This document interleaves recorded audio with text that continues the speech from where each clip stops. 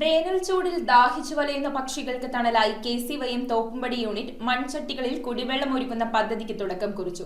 ജീവാമൃതം പദ്ധതിയുടെ ഉദ്ഘാടനം പള്ളുരുത്തിയിൽ KCYM സംസ്ഥാന ജനറൽ സെക്രട്ടറി കാസി പൂപ്പന നിർവഹിച്ചു. KCYM തോപ്പുംപടി യൂണിറ്റിന്റെ നേതൃത്വത്തിൽ വർദ്ധിച്ചുവരുന്ന വേനൽ ചൂടിൽ ദാഹിച്ചു വലയുന്ന പക്ഷികൾക്കായി വൃക്ഷശിഖരങ്ങളിൽ മൺചട്ടികളിൽ കുടിവെള്ളം കരുതുന്ന ജീവാമൃതം പദ്ധതിക്കാണ് തുടക്കം കുറിച്ചത്. പള്ളുരുത്തി ബ്രദേഴ്സ് ഓഫ് കൊത്തലൊങ്കോയിൽ വെച്ച് നടന്ന ഉദ്ഘാടന ചടങ്ങിൽ KCYM Thoppumpady unit president Sayana Philomina അധ്യക്ഷത വഹിച്ചു. KCYM സംസ്ഥാന ജനറൽ സെക്രട്ടറി കാസി പൂപ്പന പദ്ധതി ഉദ്ഘാടനം ചെയ്തു. തുടർന്ന് KCYM Thoppumpady unit director father Ebin Sebastian മരത്തിന്റെ ശിഖരത്തിൽ പക്ഷികൾക്കായി പ്രത്യേകം സജ്ജീകരിച്ച മൺകുടത്തിൽ കുടിവെള്ളം നിറച്ച് പദ്ധതിക്ക് തുടക്കം കുറിച്ചു. KCYM കൊച്ചി രൂപത president Dania Antony, brother Binoy, brother Antony എന്നിവർ ആശംസകൾ അർപ്പിച്ച് സംസാരിച്ചു.